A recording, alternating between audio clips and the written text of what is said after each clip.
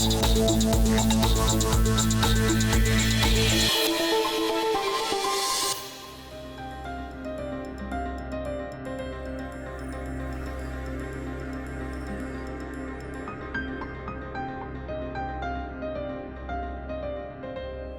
then the last one, and this isn't really a bias, it's something that leads to a bunch of biases. It's cognitive dissonance. And if you've had any training in psychology, you may have heard about this, but for those of you who it's been a long time, I'll just very briefly tell you what it is. Cognitive dissonance is that uncomfortable feeling that we get when two beliefs that we hold are inconsistent with each other, or our beliefs are inconsistent with our behavior. So we do something that is inconsistent with what we believe. We believe something and then we learn something new. So you've been using a certain type of treatment for a certain type of problem for a long time, and now it's becoming clear that that's not the optimal treatment, right? That there's actually some better treatment. That's likely to cause cognitive dissonance. You care about your patients, you care about being state of the art, you care about doing really well in your job. And now it looks like maybe you were doing something that wasn't right. And you see this a lot of times in surgery. When new techniques come and surgeons decide not to get trained in that new technique, they will hang on to all the reasons why the old technique is safer and better when all the data says it's not, right? But they're kind of protecting themselves from this information that suggests that what they've been doing all along is not optimal. And so you might make a diagnosis and then learn something that suggests it was wrong.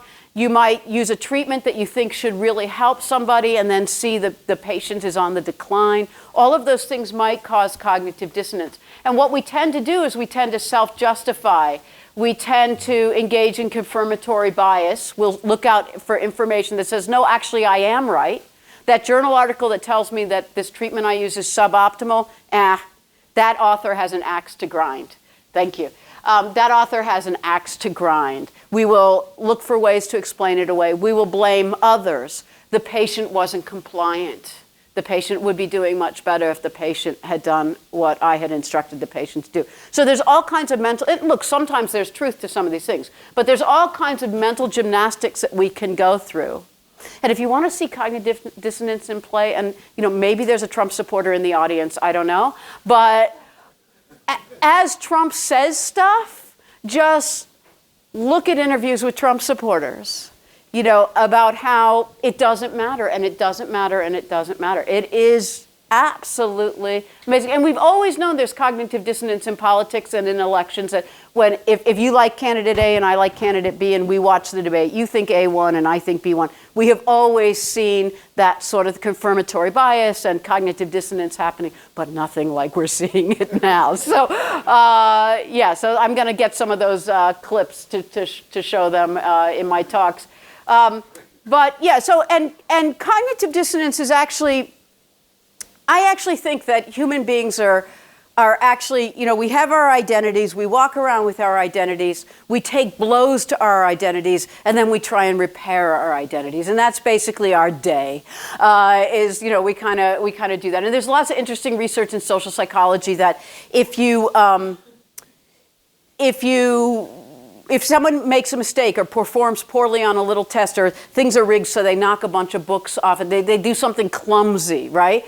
And then they're going down the hall to the next experiment and someone intercepts them and asks them to donate to charity, they're much more likely to donate to charity. They are much more likely to donate to charity if they've just done something clumsy or they've done something unkind.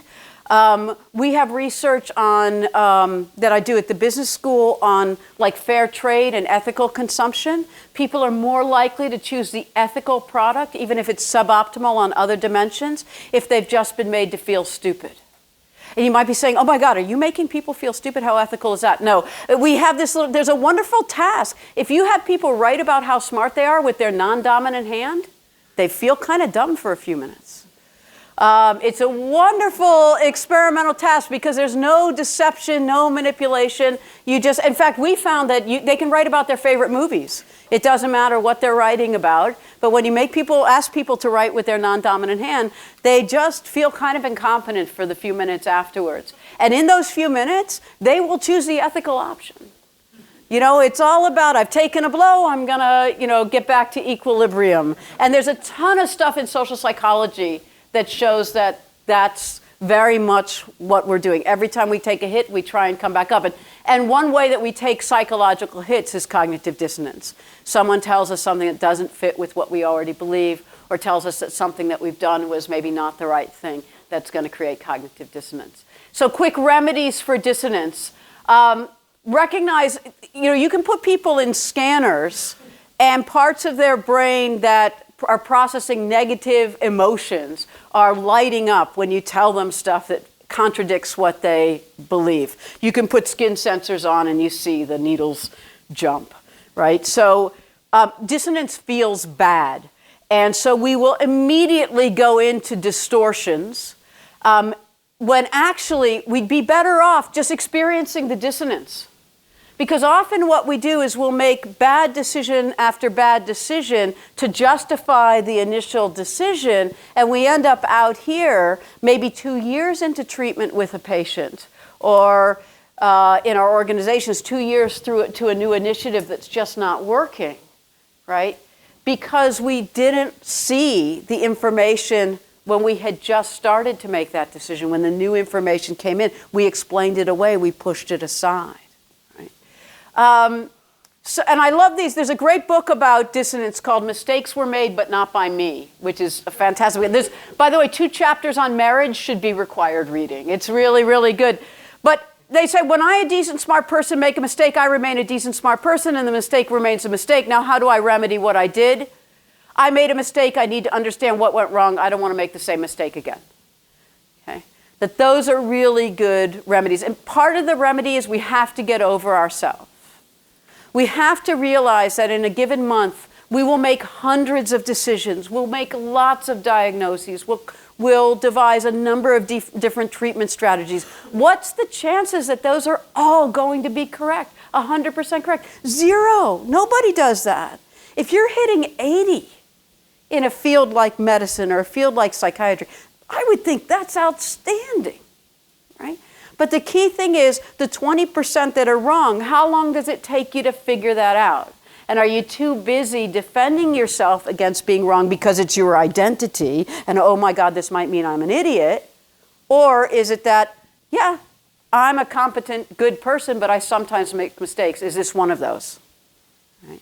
And not approach it with the dread that cognitive dissonance tends to instill in us.